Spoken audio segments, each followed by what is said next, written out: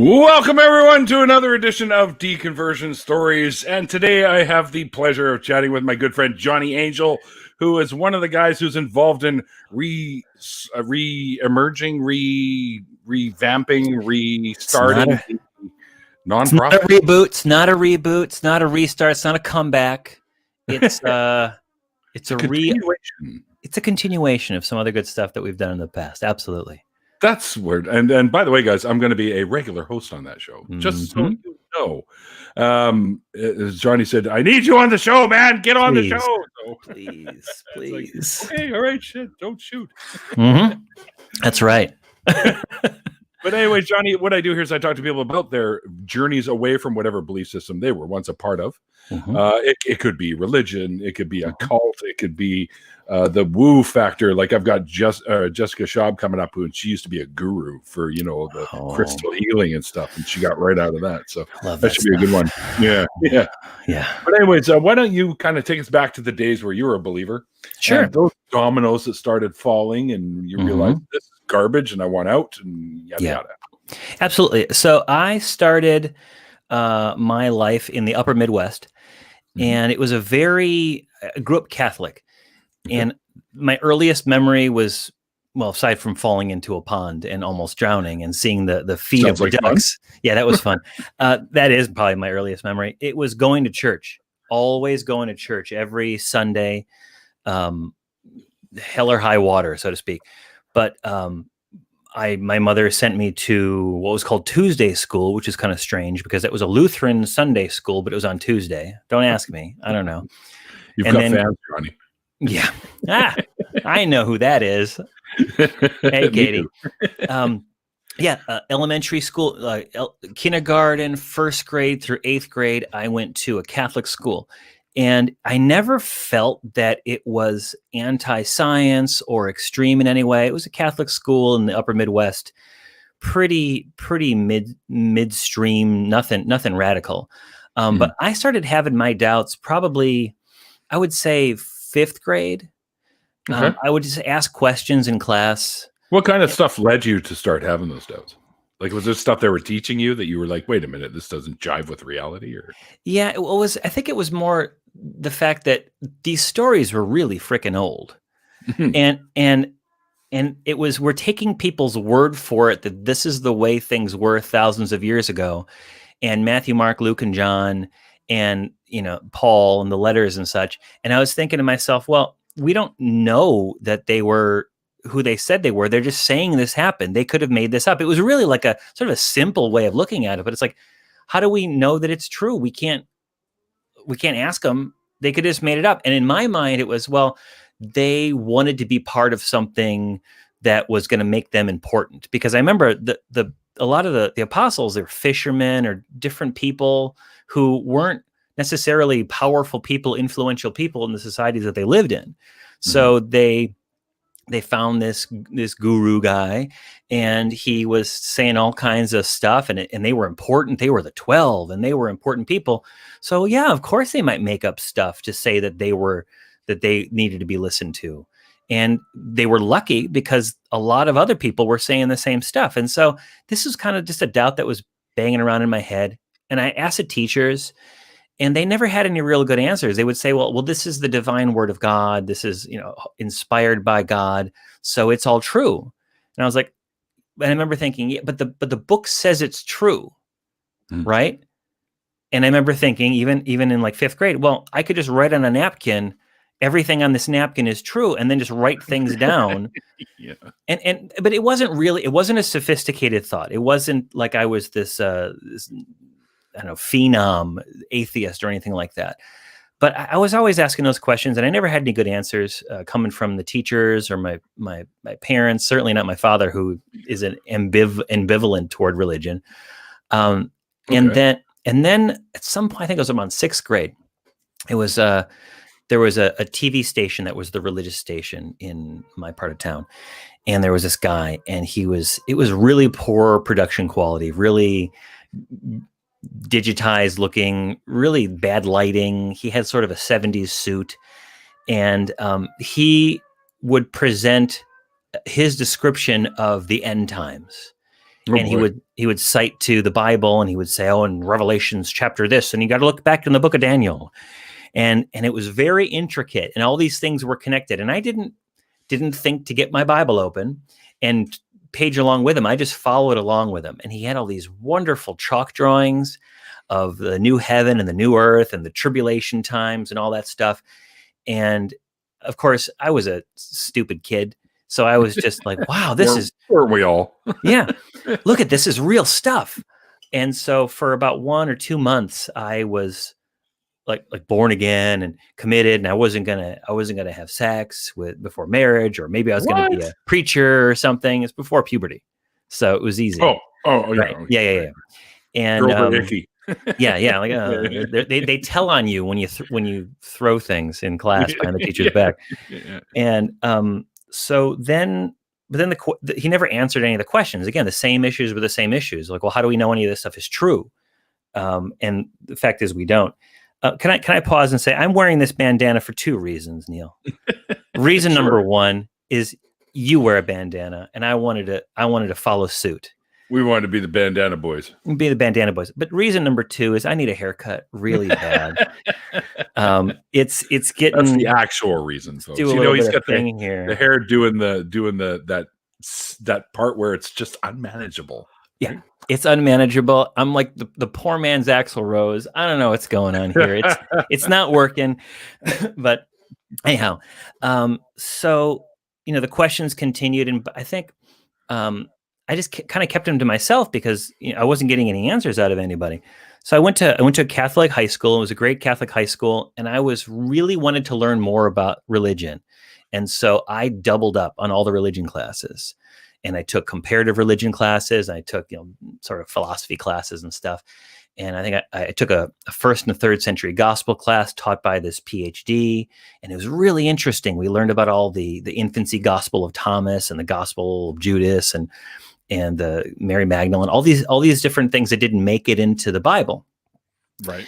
And I'm like, well, why? Well, because the church fathers determined that these were not divinely inspired. I was like, okay, why? Well, because they showed Jesus in a different light. It wasn't the light that the Gospels showed him in. I'm like, right, but if they were included in the Gospels, wouldn't that be by definition the light in which Jesus was shown in the Gospels? If they were a gospel, no, but they were so different. Like Jesus, curses, turns people into chickens and stuff. And neat trick. I'd like to see that. I'd like to see anybody do that and turn them back, because it's not nice unless certain people are getting turned into chickens who deserve it. And we're not a production of the ACA. So can I say who I wish would be turned into a chicken and left as a chicken? Sure. Donald Trump. I wish he were turned into a chicken. Anyhow. Luckily, you guys don't have to deal with him anymore. I hope. Well, at least for a while. For a while yet. I bet there's other people besides DT. Got to high school, made friends with people who didn't go to school in a Catholic school 6 days a week, going to church. Did altar boy stuff. I really liked the altar boy stuff because it was a chance to break up the monotony that I was experiencing in elementary school. Church 6 days a week will kind of just kill the joy of church at least it did for me. I can't say. Some people really got into it. My mother loves it. I was always on the brink of falling asleep. And it sounds like me at synagogue. Oh, really? Yeah. Oh, yeah. It's repetitive. It was the same stuff. And I started to notice how the homilies were always, well, first of all, they didn't give homilies during the week. They only gave it on the weekends. So I had to go to church 5 days a week with no homily, which at least is a little bit of color, right? Mm-hmm. Some parables, some tales, some, be good little boys and girls. But I only got that stuff on Sunday. Burn in hell. You're gonna burn in hell. Well, it wasn't a lot of burning in hell, but it was a lot of just really boring. And being an altar boy was a way to break that up. And to me, it was never about being close to God. Any participation I had in church, it was always just, well, I had to go. And around 8th grade or so, 7th, 8th grade, I started just being lazier because, teenager situation, Yeah. and getting up later and later and I later. never And then, grew out of that. yeah. That's why I wear this. It's a daily struggle. Not like most teens. I'm in my 50s. Yeah. But, so I started getting up later, and then I don't think I did it on purpose with some premeditated intent, but I clearly wanted to get up later and later. So it would be too late to take me to school to make it in time for church. And it got to the point where my mother was like, well, we'll just skip church. Or I would get there so late that I would go up to the classroom and just sit in the classroom and then do my homework for the day before school started, while all the other saps in my class were going to church. And eventually the principal told my mother that we can't do that. He has to go to church. So that ended. And I think I had a good 2 months of that where in 7th or 8th grade, where I was able to get out of church. Nice. Yeah. But then, so skipping forward to high school, I'm making all these friends who were, transgressive, God is a lie and all that stuff, or they didn't talk about religion, or the religion that I encountered in high school was a really hippy dippy religion. And, Was where it Pastafarianism? Well, no, it was Catholic, but it was like hippie Catholic. This is the upper Midwest. It's not the Bible Belt. It's not Italy or Mexico or something. It was pretty, love your neighbor kind of crap. And I'm like, oh yeah, I'm in favor of that. Jesus said a lot of good stuff. He's love and peace, and never mind the whole burning in hell. And yeah. Sure he did. Yeah, sure. So at some point, I think probably sophomore, junior year, I said, well, I'm an agnostic. And it was my mother's worst nightmare. Because she raised me to be a good Catholic boy. She wanted me to be a priest. She wanted to be a nun. Wow. And I think she was encouraged by my interest in religion, but it was more of an interest in storytelling and mythology, and the bad reasoning sometimes, like bad conclusions drawn from insufficient evidence. But from a mythological perspective, I think it is interesting how we use these myths as a framework. How I view that stuff is mythology. Yeah. And there's a lot of good stuff there. I mean, the Greek gods were real jerks, but the stories are pretty interesting. And Yahweh is a pretty big scumbag too. Yeah, he's kind of a dick. Yeah. So, got more into philosophy, or I guess proto-philosophy. And I was in art. I was an artsy kid. I did theater stuff. And then I got to college, and I went to a Catholic university, and I majored in theology because I wanted to study comparative religions. At that point, I was doing more theater stuff. I was hanging out with friends. College was a very low priority for me in the beginning, such that my grades suffered greatly as a result of that. Not that I was drinking and doing drugs and stuff like that, but everything else that you can do when you're on your own and you don't have to account for anybody. I was having a good time and not going to class, but I was reading a lot. And so after the first 2 semesters of having to take religion classes as part of like the prerequisites for a theology major, I realized this catechism. This is the stuff that I was raised doing in elementary school and a little bit in high school. And I don't want to be a priest. I don't want to be an expert in Catholicism. I want to be, I wanted to study religion from an anthropological perspective. And I had already taken 2 philosophy classes. I took logic and I took philosophy of human nature or something like that, and ethics. I might have doubled up that second semester. And I realized this is more what I was looking for, this investigation of the world we live in, right, wrong, how do we know things? And I made that my focus, that and classical studies. And religion kind of just went away. Religion became something to study truly as mythology, like Native American mythological traditions, Joseph Campbell, Here with a Thousand Faces. Yeah. I've got a bunch of his books, actually. Campbell's great. And what the Golden Bow by James Fraser. Is it James Fraser? I think so. Yeah. Yeah, and that became my interest. Golden Religion Bow, wise. I think they call it though. Bow, Golden Bow. Golden Yeah. Bow, An interesting way that religious traditions are formed in prehistory and how they develop over time, and that became more my focus. But again, I still wasn't an atheist. I don't think. I think I was still agnostic, as I called myself, and I started mixing with a fellow who was a counter apologist who would go and debate people.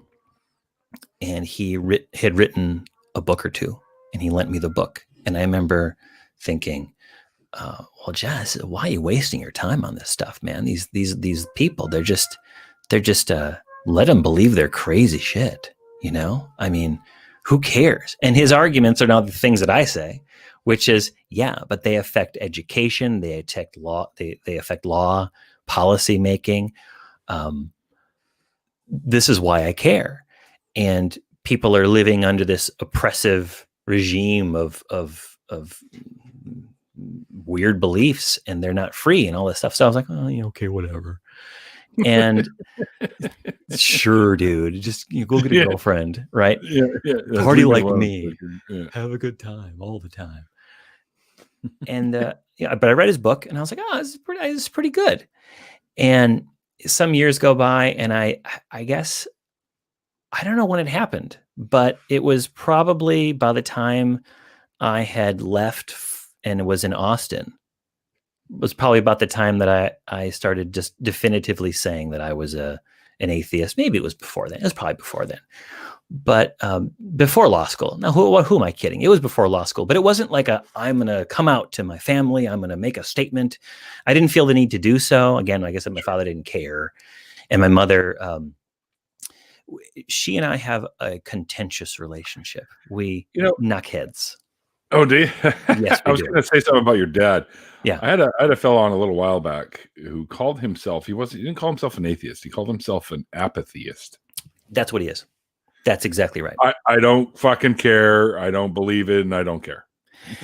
So my mother claims that my father believed in the Catholic God because of Father so-and-so, but then Father so-and-so got sent to another parish, and therefore he lost his faith. But you talk to my father, he's like, nah, I'm a Buddhist. That's his catchphrase. I'm a Buddhist. He's not a Buddhist.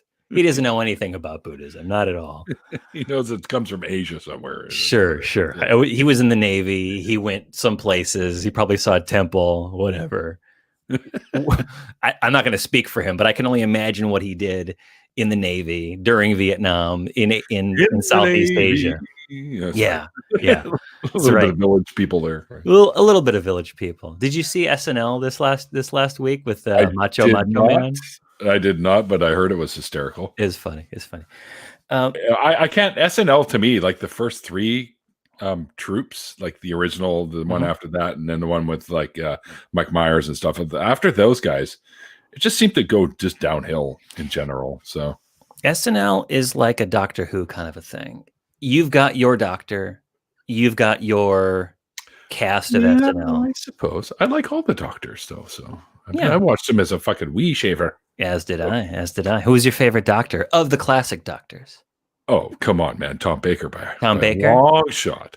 I think I used to say Peter Davison, but I think I'm a John Pertwee man with his Venusian Aikido. I don't know. He's got the little dandy ruffles. Yeah. His episodes weren't good, but he's a class act. Yeah, that's true too. But Tom Baker is the big daddy. To me, he just epitomized it, right? Yeah. Like you go right back to the original guy, whose name isn't coming to my head. He was great too, and I remember being really little and watching those with my grandpa because he used to do that shit. And William Hartnell. That's it, William Hartnell. Yeah. Thank you. And he was just this grumpy old doctor guy, and he'd come out there. And he'd be facing and I always thought these robots have plungers for hands. Like sure they do. Right? Like, but they're the most deadly aliens in the universe. Yes. The Daleks. On a lot of the shows, people have probably heard me say a lot of Star Trek: The Next Generation stuff, but I assure you that my geekdom is pretty deep. Mhm. But the Star Trek stuff's really easy because, much like the Christian mythology, the Star Trek mythology is very applicable to our everyday life, and not like more so, but I just know it really well. Yeah. And like, oh, this is like what happened to Data and Picard when they were on that planet, you know, and I can relate it back, much to the chagrin of anyone who's talking to me who isn't a Star Trek fan. But yeah, I love Doctor Who. I grew up watching that. Blake Seven. You ever watch Blake Seven? Mhm. Oh yeah, Blake Seven. Oof. So if you want me to go back into the deconversion story, so Of course. I sidetrack all the time. Yeah. So started thinking more in terms of me not believing, and I don't know, at some point, it must have been before law school, I realized that I didn't believe. So I called myself an atheist. Now, I didn't know about the four, agnostic atheist, agnostic theist, or Gnostic atheist, Gnostic theist. I didn't know about that. But when I first saw it, I was like, that's exactly where I fit. I don't believe. I just don't think it's real. But I can't assert with any real, well, I can say this without a complete confidence that God does not exist. And whenever I've run into people who make those assertions, I'm always find myself defending the faith and saying, well, yeah, can you see in like 20 dimensions, or have you been through all of time and space like in a TARDIS or something like that? No. So how do you know that there isn't a spirit realm or a God somewhere that's beyond your comprehension? You can't. There's just no reason to believe that there is one. No. What do you say, Neil? I don't know about that. I don't know. I think if a realm like that existed, yeah, I think with our technological advancements over at least the last 100 years, yeah, I think we should have been able to, because let's face it, if it's there, it's going to have some form of an energy pattern. Yep. And we're well adept at measuring energy patterns. That's true. Right? We can measure any kind of energy that we've ever stumbled across. We've been able to measure it one way or another. But by definition, we've stumbled across it. What if there's some we haven't stumbled across? Fair enough. But I think with all the exploration that we've done, at least in our local area, in our solar system and stuff like that, some of these, we'll call them exotic energies. Sure. We could call the spirit realm that if we really want to. Sure. We would have caught something by now. And just so you know, it's okay to say, and this is how I say it, I'm so much of an atheist that I am 99.999% sure that there is no fucking God. Let's put it this way. If there was one, we'd know it. Yeah. And that bar means that the nines go on forever. So you'd never actually hit 100%. But that's how close you are. Yeah.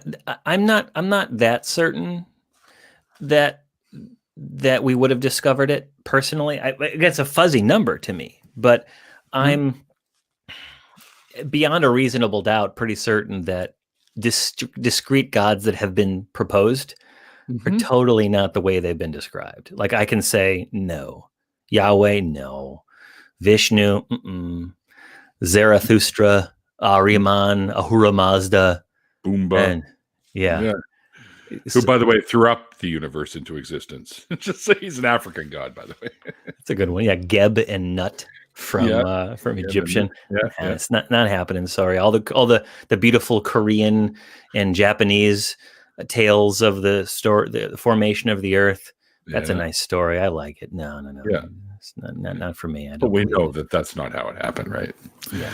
See, that's part of the nail in the coffin for me is all these different descriptors of how our universe or our local solar system, at the very least, came into existence, and science has discovered that, that's not really what happened. Right. So, right. Or those creator gods created the world in such a way where it appears that it didn't happen that way is some of the stuff that. Yeah, good cop out, but I ain't buying it. Yeah. You know what? You reminded me of something, Neil. Just we're positing all these ideas, And I think I know when I started becoming more decisively atheistic. It just popped into my head, and I thought about this in years. I had I worked at a movie theater. I'm a huge movie fan, like an old movie fan, like Sunset Boulevard, you know, crime tales or Japanese swords pictures and stuff like that. And Yeah. Oh, yeah. Hell yeah. Fancy schmancy French art movies where the main character sits and stares at a wall and smokes umpteen cigarettes, kind of thing. And that's what I do on the regular. So, I'm going to watch you. I'm just going to watch through your window and then write a blog about it. But contemplating. Look at him go. Man. That's like 10 in a row. Could he go for 11? Oh, 11 in a row. 11 in a row. When does he sleep? And then he goes jogging? What the fuck? I knew a guy that used to do that in high school. He was a long distance runner who smoked. Don't tell me. I don't know how he did it. But I worked at this movie theater, and it was a cool place to be. They had a late night showing, and people would come there. They'd show weird movies, and I was the guy behind the counter, and I met all these cool people. And I guess they thought I was cool because the movies that were being shown were neat. And I would, BS with the folks that would come up to the stand, and I made some friends that way, and it was really neat. And one guy was really cool, and I started talking to him, and we were talking about movies and stuff. Here's your popcorn. Catch you later, man. Catch you later. And then like a week later, I was like, hey, I checked out that movie you were talking about. And he's like, what? You were talking to my twin brother. And I was like, no. Yeah. I guess I was. I didn't even know. He's back in line. You'll see him in a second. And we became friends. That was enough to break the ice. We became friends. And these guys were raised in a hyper religious or environment where they were going to some sort of Baptist high school, but it wasn't fundamentalist enough. So their mother pulled them out to homeschool them. And they had a bunch of friends that were in the same boat who were escapees from cultish Christianity. And we'd be sitting around playing games with them. And they would just tell me stories. I guess that really was it. I don't think I came to it with much cooking in my brain. Like I had sort of made up my mind that I didn't believe in certain kinds of stuff, or I wasn't convinced, but it was talking to them and realizing how extreme their beliefs were. And they enlightened me because I had had no exposure to that kind of Christianity before. Like people that would talk about the water vapor shell around the earth and the firmament. And when the Lord, capital L, would he removed child of the 90s, right. When he removed the firmament, the water vapor layer, all these UV rays came in. And it was at this time that people started living less long, and dinosaurs were unable to exist because they couldn't grow that big anymore, and all this stuff. And I was like, wow, you believe that stuff? No, we used to. And they went to Bob Jones University and they learned all this crap. And so I started realizing how crazy religion was. Then there was the other guy, the other dude who was the the counter-apologetics guy. But I probably watched a bunch of YouTube is probably what rekindled all this, because I stumbled upon probably AXP, probably some old Russell Glasser, AXP, Jeff D stuff. Yeah. Right. Yeah. And the rants that some of those guys would go on. And I'm like, yeah. And then of course, Matty D and other folks in that ilk who were on the atheist shows. And I was watching it for a while, sharing it with my friends. Most of my friends were not interested. They had checked out of religion a long time ago, but it wasn't something that occupied a big part of their daily thoughts. But my brain is always working at 99 miles an hour. I just disengage it so that I'm not talking as much as I'm thinking, which is frightening. And I started watching it, sharing it with friends. And then about 6 months into it, I realized that the Star of India restaurant was in Austin, Texas. I'm like, oh my God, they've been here the whole time. And so I went down there, met some people, hung out, spent the last election night at the ACA, and that really spoiled my stomach to the ACA for a bit because I associated it with the Trump stuff, and went about my business, did my work, and then my friends were getting a little repetitious. They were getting a little like they wanted to go get drinks, they wanted to do trivia, they wanted to do the same stuff, and I wanted like, let's go do this, let's go do that. My friends would be like, well, I've done that already and I don't really want to do that, or no, I tried it once and no thanks. And so I knew that my friends weren't going to join me for a philosophy night. So it was philosophy night that brought me back to the ACA, and I met a bunch of same people, new people who became friends, and decided that I was in a spot where professionally I could maybe be more secure in my ability to share my time with the ACA. Because one of my concerns was, I think it was the 25th anniversary of the ACA a couple of years ago, or was it the 20th anniversary, where they took a photo. They took a photo out front, in front of the Free Thought Library. I think it was the 25th. The 25th, and I was there for that, and I was concerned that my picture would be identified with who I was, and that would somehow negatively affect me or the firm that I was working with, because I don't talk about religion and politics with my clients, believe it or not. It's not relevant. If they mention it, I might chime in, but I generally don't, because I'm there to serve them on very specific issues. And it doesn't matter if they voted for Johnny A or Joey B. If I believe that their case has merit, then they deserve zealous advocacy. And that's what I provide. So I just didn't want my work to be impacted by that. So I was kind of concerned about being photographed in there. But then I started loosening up a bit. And over time, I was asked to join in the nonprofits by Kevin. And I think I'm wearing this shirt. I think, actually, now that I think about it, wearing this shirt because I thought it was a really nice shirt, and I wanted to have a nice shirt for your show. Couldn't bother me to comb my hair. I couldn't do it, but I wanted to wear a nice shirt for you. It's like, fuck it, just throw on the bandana. Yeah. The shirt wears the man in this instance. But and ever since then, I've been a bit more and more involved and helping out where I can, and doing different shows. I've done AXP and Truth Wanted and Secular Sexuality and Atheist Vanguard and the Nonprofits, which is the show that you and I will be on together very soon. Mm-hmm. I'm so looking forward to this, because that was one, you were just talking a little bit earlier about the YouTube stuff that you stumbled upon. Of course, for me, it was a little bit of a different, I stumbled on the Sam Harris, the Christopher Hitchens, that kind of thing. And then that led into like Seth Andrews, Aaron Ra. And then that led into the AXP. And then of course, the rest is all boom. And then of course, all the individual YouTubers like myself, like Apologia, Shannon, Vice Rhino, Logic, etc. Oh yeah. And that's what inspired me to want to do this, right? So there's a lot of great stuff out there, and I mentioned the AEN, the Atheist Experience Network, ACA Productions, but I watch Ocean Killtoy, I've watched Jen Aldrich's material, of course, Holy Kool-Aid, and one of my favorites is Thomas, good friend, Non-Stamp Collector. Is one of my favorites. Dark Matter.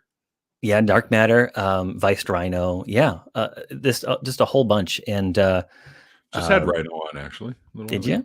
Yeah. Did you? I like Prophet of Zod quite a bit. Zod is amazing. And one really good friend of mine. I've done some voice work for him for his show, and we hung out a bit at the Faithless Forum. Yeah, good guy. Oh, if only we could have had Faithless Forum this year. I bought my ticket and everything. Me too. I was going to be a speaker, dude. You'll be a speaker next time, right? I know. Yeah. They said, it's nothing's changing. Yeah. Good. Good. So, but it's been a fun ride, and now it's been. So I guess I'm in sort of in the position where my friend was, the counter apologist.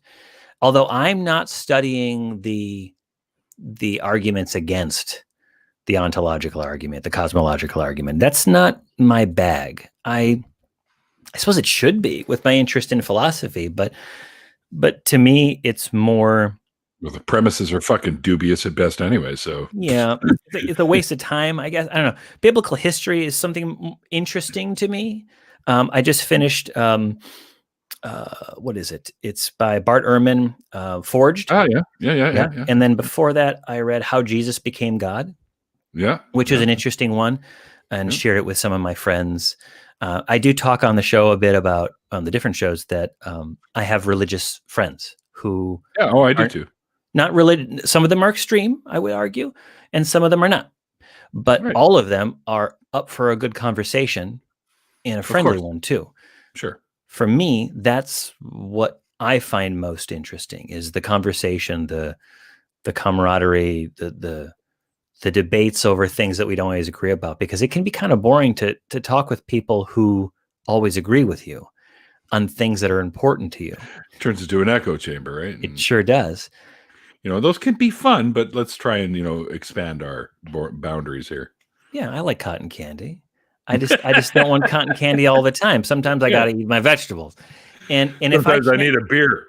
Yeah, if I can't back up a particular claim of mine, I realize that maybe I'm insufficiently warranted in that belief.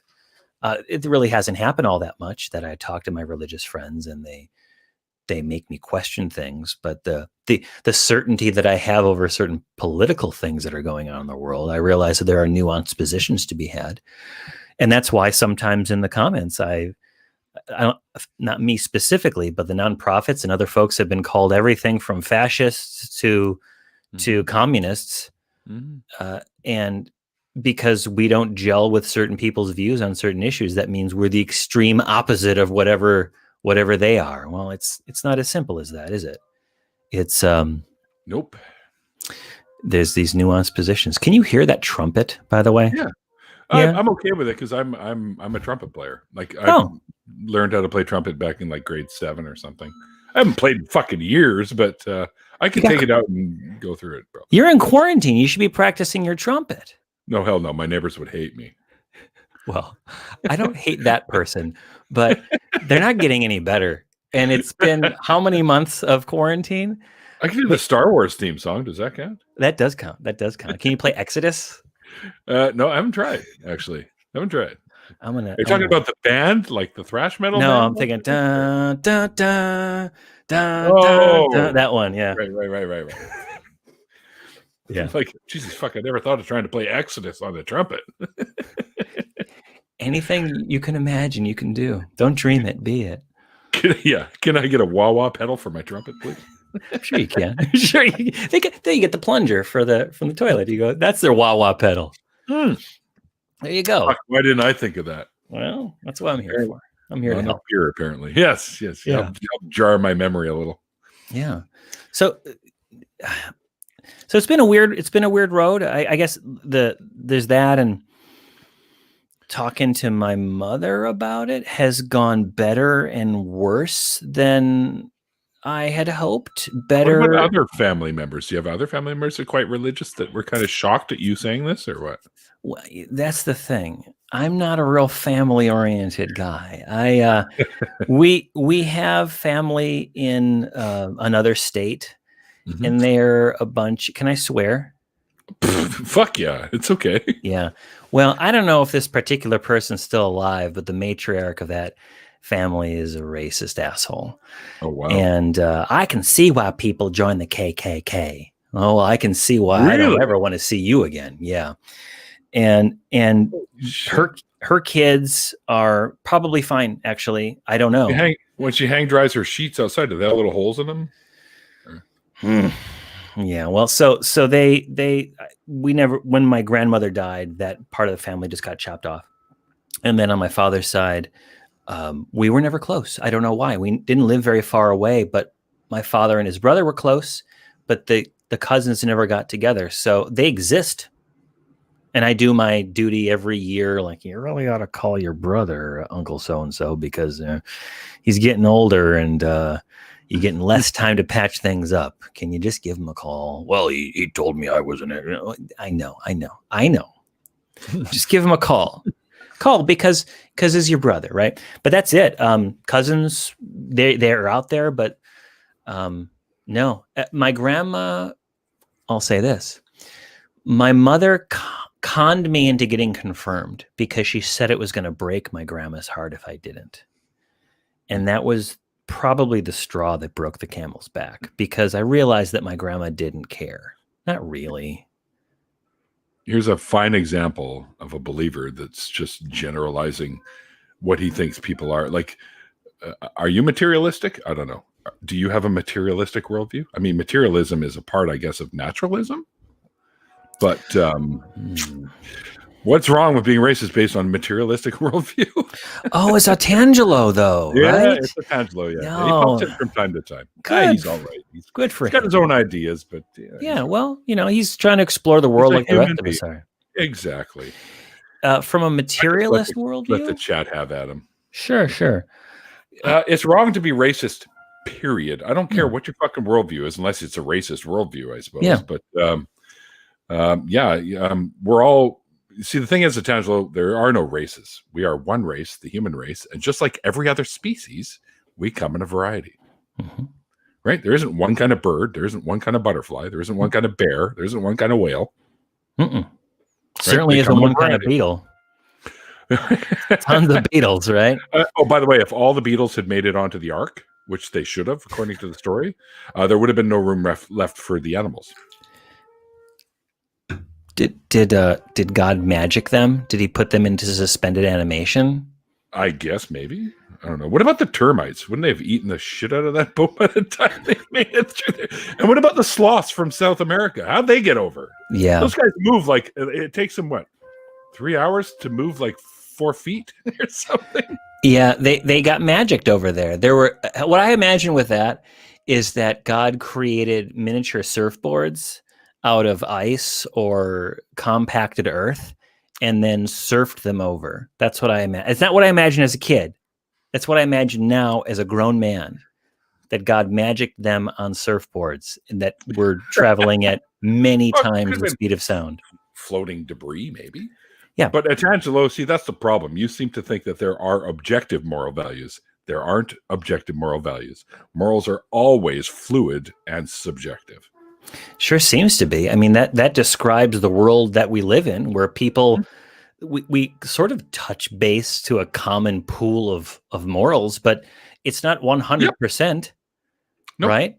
It's very culturally... they change over time, exactly, culturally over time. Yeah. However, I'm reading a book, also listening to it, called How the Mind Works, and they've done a survey of all the world's cultures, and all of us have basically the same basic moral standings with little bits and pieces of differences here and there. So, I mean, arguably, if this is isn't this Sam Harris's isn't to the ought kind of an argument, that there is an objective morality, but it's rooted in what functionality in a society's function.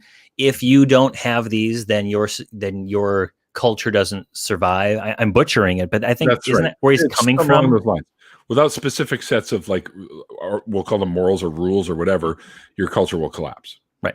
It's kind of like the categorical imperative. If lying is okay and lying is a morally righteous thing to do at all times, then the very concept of truth telling, the very concept of lying falls apart, and society falls apart as a result of it. Same thing with murder, same thing with all these other things. So there's your objective. It's objective in the sense that it's agreed upon by multiple peoples. Yeah, but it's not set in stone anywhere. It just seems to be a function. And I would say if our biology were different, then our morals would be different. If there was no need for eating, or a person could exist without sleep or eating, or we weren't vulnerable to the weather, then our morality would across the entire world be different depending upon that. Sure. But again, we don't get a chance to set up a test on that one. We can't create beings. Well, I guess we could create robots. We could create robots and give that a try. Yeah. Now, actually, you can criticize racism all you want, Tangelo. Yeah. You should criticize racism. Yeah. And you know what, Tangelo? You're going to find that although there are some people in the atheist community, the skeptic community, that are fine with racism, I mean, they exist, right? Oh, yeah. You're going to have a lot of allies there. Do you have to get to the absolute root cause of everything to work together with somebody? Not at all. No. Oh, and they say, so if I disagree, how is your opinion more valuable than mine? It's not. That's the point, Tangelo. Our opinions are our opinions, okay? Yeah. And a lot of our opinions probably align when it comes to shit like racism. Yeah. Or treating people like fucking human beings, right? I'm sure we align that way. Yeah, you don't care about what our opinions are because who we are. You care about them because you've thought that a particular view on a particular issue is calculated to lead to a particular outcome, right? Yes. And if forgetting about who we are, we could just be two, cardboard cutouts with a talk bubble that says, X, and you look at X, who cares what Johnny Angel has to say about anything, right? Right. Does this make sense according to what you understand about the world? And does it fit in it? And if you say, no, it doesn't, then okay, then you disagree. But if you say it does, then you do agree. Mm-hmm. I can't see the chat. Is there more chat? Oh, if you look up to the right, you'll be able to see it. You can't reply being the guest, but there it is. Yeah. And you're right. The chat is engaging. It is indeed. Yeah, which is fine. I'm all for that. And I always encourage. I mean, if Tangelo isn't busy and he wants to watch the show, I always encourage for him to come. Yeah, well-being for all is my foundation for morality. Yeah. So as best as we can calculate. I mean, no one's perfect. It's like everyone is the hero in their own story, right? We all think we're doing the right thing, even when we're wrong. I like that one. My friend Irish Swede. Oh, let's see. An objective morality would actually rule over your God, and your God would be subject to its rules. Okay, you want to hear a story? It was my mother's birthday yesterday. It's story time, people. Yeah. Oh, is it? Oh, happy birthday, Mom. Yeah, happy birthday to her. 70. Well, I won't tell her. I won't say how old she is. Never tell the woman's age. She's but my mom's up there too. She's up there, right? And but spry and youthful and Tai Chi and all this stuff, right? Yeah, absolutely. Tai Chi, no way. People in her church say she's devil worshiping. Yes. Tai Chi.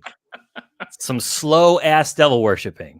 I'll tell you that. Slowed down kung fu is what it is. Mm-hmm. Yeah. It's for exercise. Yeah, for stretching out the muscles. And I think it's fantastic. And when I was little, I used to do it with the old Chinese guy in the park right across the street from my house. Yeah. I saw him out there one day when I was probably about 6 years old, and I ran up there. What are you doing? It looks like karate. He goes, oh, it's slowed down kung fu. You want to join me? I'll teach you. And that's really cool. Yeah, it was really cool. Yeah. That's really cool. I like Freddie's grandpa is what it was. So I like that. Yeah. So she's doing all right. She could be doing better, but I keep her a little bit up to date on what's happening in my life and what's going on with the different shows that I'm doing, and she knows that I was on AXP. I told her I was going to be on it again, and I told her that it went pretty well. We had a good time with the hat. Yeah, it was a great show. It was a great show. You were like steering the ship. I was like, look at him go. Matt's just going, and he's piping every once in a while. See, I puzzled him. I dazzled him with the hats, and he was like, hey. Yeah, you threw him right off. Where's my other hats? He didn't know about that until we started. That's what he said. That's what he said. Yeah, that's fun. But so we were talking about, I don't know how it came up, but it was something about, it was about the guy who was saying, I want to do, I have a mission. I want to do this stuff. And I was getting into like, well, you got a mission. What's your mission? And your mission is to make the world a better place, right? And he started arguing. I'm like, no, I'm going to give you a softball. The answer is yes, right?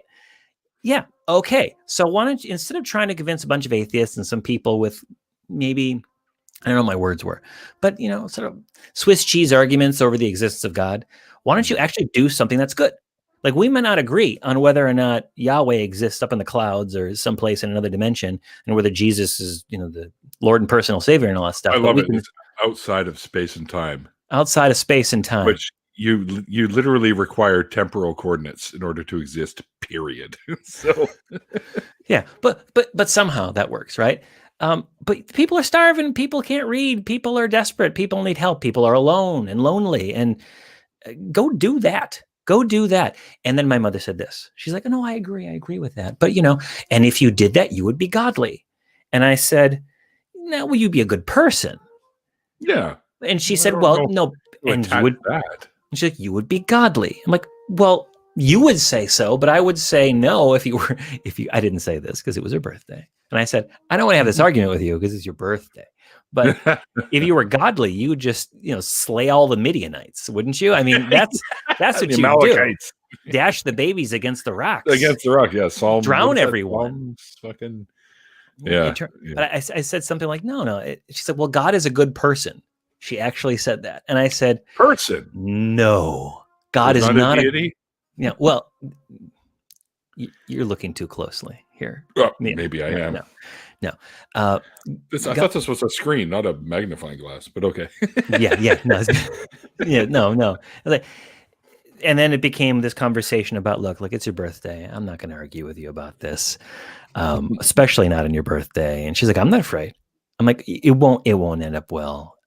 It's just going to end up in an argument. Like, "I'm not afraid. It won't change my mind." I'm like, well, I'm Fair. thinking, well, that's probably a problem in and of itself, but I'm still not going to take the bait. We didn't talk about politics.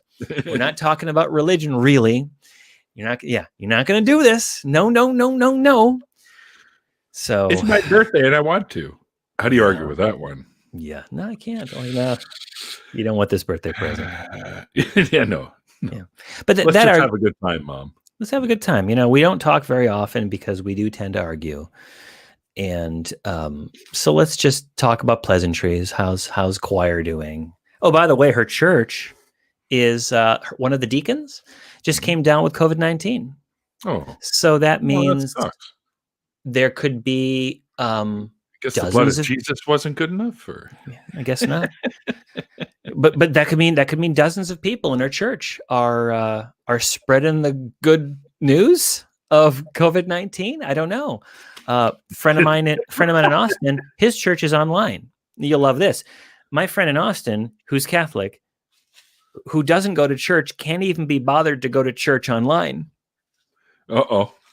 And I'm tying into him because I really want him to go to church. I want him to read the Bible. I want him to dig into his beliefs so that he finds his way out the other end. He's got to shoot the curl, right? As far as I'm concerned. You betcha. My mother's church. So you grew up Jewish then? Yeah, actually, my story is a little bit unique. I think I'm probably not the only one in the world with this story, but I can't imagine there are a lot of people with this kind of a story. I was actually born to Christians. One of them was Catholic. The other one, I can't remember the denomination. They weren't married at the time, and they were fooling around. And this is one of my favorite parts of the story. All right. And there's a little bit of weird synchronicity thing going on with this one, too, that I'll tell you in a sec. They were fooling around in the back of a 1957 Chevy Bel Air hardtop two-door factory colors. Right? I had to get all that in there. Factory. When I was like, yes. So I was conceived in that vehicle. Yeah. Which explains why the 57 Chevy is one of my favorites. Yeah. The two-door and the Nomad. They were young, 16, 15 at the time, and I was put up for adoption. Mm-hmm. Now, I was born. Now, this is where I kind of go with this. Like, I was put up for adoption, and I was adopted by and raised in the Jewish faith, not the Christian faith. Yeah. Now, if Christ is the way to the Father, then why the fuck? What kind of a plan is it to have me raised by people that don't believe in Jesus? Is it a test? Why would you test an infant? Like what? Yeah. Well, so that you would be able to testify someday as to the route that you took, so that others who were born to different. No, it doesn't make any sense. It doesn't. No, dude. I ended up an atheist overall because reading the Old Testament and the New Testament and lots of the Quran just made me go, this God, if it's all the same one, which allegedly it is, is a douche canoe. A douche canoe. I want nothing to do with this guy because Tangelo says because we have free will. It's debatable, Tangelo. A lot of science these days is disproving that. I've never been particularly convinced that I have free will either. Not to that sense. I think we do to an extent. Well, this organism that is me might make decisions that are largely determined by the past and biological necessity. Yes, indeed. Yes. And is the deciding part of me, the conscious part of me that's that identifies himself with himself, or is it some more, I don't know, buried aspect of who I am that already knows what I'm going to say before I know what I'm going to say, right? Were you, what does that say?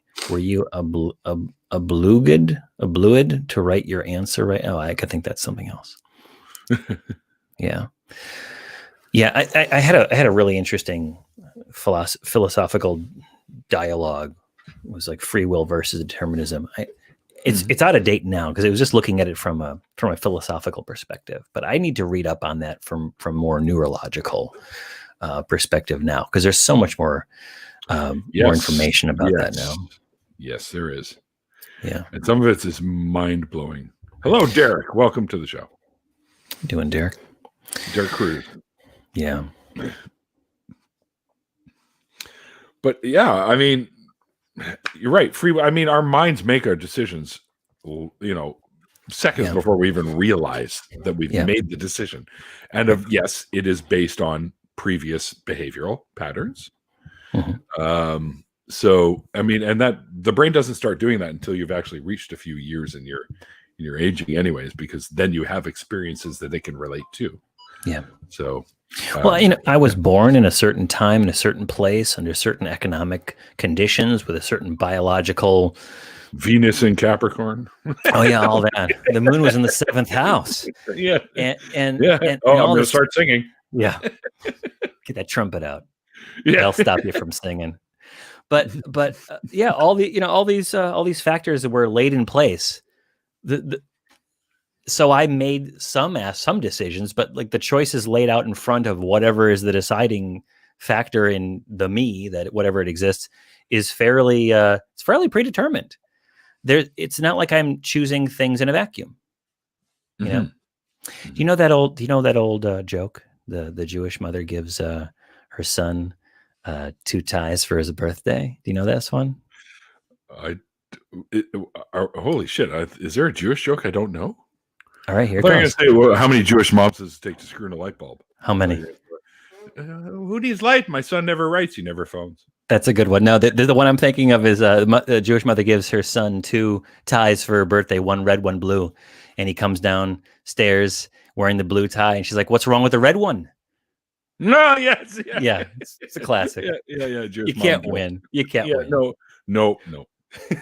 Actually, I go for brunch with my mom every Sunday. Yeah. And we have a great time. And she fully knows I'm an atheist, and she's very supportive of my channel. That's really great. I would say my mom is more we grew up kind of secular-ish anyways. I mean, we ate pork, and Jews aren't supposed to do that. Oh yeah. But you couldn't keep bacon off my dad's. If you tried to take his bacon away, and that's where I get it from, he'd be like stabbing you with a fork. So it's like, oh yeah, I love my bacon. But anyway, I had pulled pork pancakes last weekend. Holy shit, that was good. Oh yes, is it pulled pork on the pancake or in the pancake? Yep. And then you use a special Jack Daniel's maple syrup that you pour all over this thing, and it was so good. Did you have it after sunset on the Sabbath? No. It was Sunday morning, man. Okay, all right. I'm sorry. Well, it's more like Sunday. It was an hour wait to get in this place. That's how popular this place is. It's called the Red Wagon or something like that. Oh, it sounds really good. Oh, it was so good, dude. Yeah. Anyway. I haven't eaten in a restaurant in so long. Well, we wear masks, and they're all over the fucking tables with the spray, and they're good. No, I'm right now. I'm in California, and they're taking it pretty seriously where I'm at. And your population, you should. Yeah. And I think the numbers are pretty good right now, but I just want this darn thing to end because I'll tell you this. I walked past a movie theater about 2-3 days ago, and I felt my heart swelling with sadness because I love movie theaters, and I guess I didn't realize how much I loved movie theaters. Just the old one, the old show houses, not the Century, whatever they're called, but like the old ones with the giant marquees. Yeah. We still got a couple of those left up here. The old neon signs and I want to go sit there and get my feet stuck to the floor. Yeah. And with the so curtains bad that you leave your shoes. Thank goodness I wear slip-ons. like a gecko tail, like breakaway. Yeah, just fuck it. I got another pair in the car. I'm good. That's a lot of Johnny. We've done the hour. That was an hour. Yeah, it's an hour and 59. Oh, now it's an hour and 1 minute. But we always do an after party, which I think I told you. Yeah. So yes, you did. We'll invite a couple more folks in here, and we'll have some more conversation. What do you say? Let's do it, please. All right, awesome. I still got a few beers left, so all right, we got some time, folks. That's what we're going to do. Johnny, man, thank you so much for joining me today. And we didn't really talk about the nonprofits a lot, but Johnny and I are both going to be major hosts on the nonprofits coming up soon. My first appearance, we'll be recording this November 18th. I think it's my first time recording with the team. That's right. And it should be airing out that following Sunday. And then again on the 25th, I'll be involved. So there will be no show, guys, on the 18th and the 25th. And Wednesdays are not going to be a thing for my show anymore. Just so you know right now. We're going to be loading up on Neil. You're going to get your Neil fix on Sundays for Wednesdays on Sundays. But I'm going to revamp the show, the Deconversion Story Show, because with the whole nonprofit thing coming up and True North Talk, which I would like to mention as well, because Randolph Richardson, the president of Canadian Atheists, and myself, the community advocate for Canadian Atheists, are doing our own call-in show here in Canada called True North Talk. And there is a link below if you want to follow that channel and go give us a sub. And also, there's lots of links down below for all the nonprofit stuff down below, so you guys can keep up to speed on that stuff. And there's also Johnny. I've got his Facebook there, so if you want to go and say hey to Johnny on Facebook, I'm sure he'd be glad to add you as a friend and keep you guys informed. Dude, it was awesome. This was so much fun chatting with you, brother. We're going to be seeing a lot of each other. I know. I'm looking forward to it. By the end of next week, you're going to be like, fuck, that guy's a dick. Can tell already I won't. But yeah, it's great fun because we chat on the phone a few times, and I just having you face to face is good. I'll tell you this: the folks are watching the show. I was worried that I might have scared Neil off a little bit because when I finally got a hold of him, I was talking so fast and so excited that like it sounded like I was on cocaine. Really? And I ended up apologizing. The Micro Machine guy. Oh, the Micro Machine guy. I'm like, I'm sorry if I'm talking so much, Neil. I'm not. I just had my mate. I'm all caffeinated. I was excited to talk with you. So it's all good, man. He's good. All right. Yeah. So, anyways, guys, we're gonna do the after party. If you're interested in coming and hanging out with Johnny and myself, let me know either via Facebook Messenger or Twitter DMs, and I will send you a nice little sparkly link, and you can jump in here with us. And remember, guys, with the whole COVID-19 thing going on right now, and everyone's in isolation, and this is doing something like this is really good to be in contact with people, and it keeps people's spirits up. I've noticed that. But remember to be safe and be well, and above all, be kind. And like the late great Christopher Hitchens once said, as I always say at the end of the Deconversion Story shows, it's called faith because it's not knowledge. And we'll see you guys next time. Oh, hang on here. And if you do like the music that you've heard for the intro and outro, let me know, and I'll send you a link to all of my tunes on SoundCloud. All right? We'll see you guys next time. Yeah.